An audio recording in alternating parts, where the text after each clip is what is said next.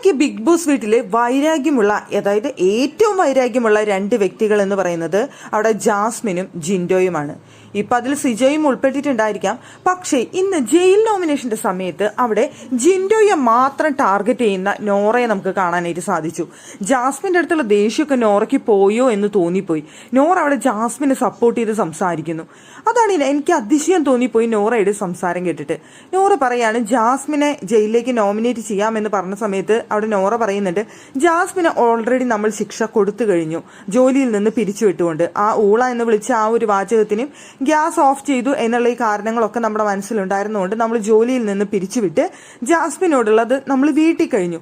പിന്നെ ജാസ്മിനെ നമ്മൾ എന്ത് ശിക്ഷ കൊടുക്കും? അത് ജയിലിലേക്ക് പിന്നീട് ജാസ്മിനെ വിടുന്നത് ശരിയല്ല എന്നുള്ളതാണ് നോറയുടെ അഭിപ്രായം. എല്ലാവരും ജാസ്മിനെ വോട്ട് ചെയ്ത് ജാസ്മിനെ നോമിനേഷനിൽ ജയിലിലേക്ക് വിടാം എന്ന് തീരുമാനിച്ചിരിക്കുമ്പോൾ ജാസ്മിനെ വിടാനായിട്ട് അവിടെ നോറ സമ്മതിക്കുന്നില്ല. നോറ പറയുന്നത് ജിൻഡോയെ വിടണമെന്നാണ്. അപ്പൊ ഇവരെല്ലാവരും പറഞ്ഞു ജിൻഡോ ഏറ്റവും നന്നായിട്ട് ഈ വീക്ക് പെർഫോമൻസ് കാഴ്ചവെച്ച ആളാണ്, ഏറ്റവും കൂടുതൽ പോയിന്റ് നേടിയ ആളാണ്, പവർ ടീമിലേക്ക് യോഗ്യത നേടിയ ആളാണ്.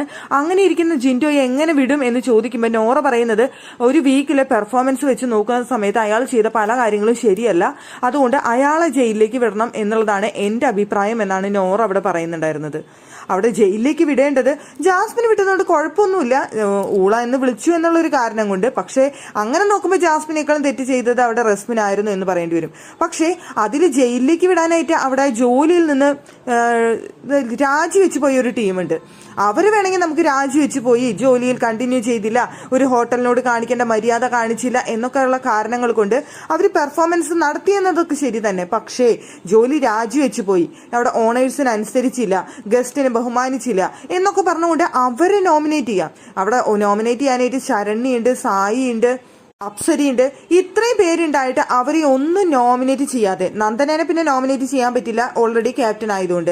പക്ഷേ ബാക്കി 3 പേര് അവിടെ നിൽക്കുമ്പോഴാണ് അവിടെ ഒരു കൂട്ടർ ജാസ്മിന്റെ പേര് പറയുന്നു, ഒരാള് നിന്ന് ജിൻഡോയുടെ പേര് പറയുന്നതും. അപ്പൊ എനിക്ക് തോന്നുന്നു അവിടെ നോറയ്ക്ക് ആ വീട്ടിലെ ഏറ്റവും കൂടുതൽ ടാർഗറ്റ് ചെയ്യുന്നത്, അല്ലെങ്കിൽ നോറയ്ക്ക് ഏറ്റവും വെറുപ്പുള്ളത്, ദേഷ്യമുള്ളത് അത് ജിൻഡോയോടാണെന്ന് തോന്നുന്നു.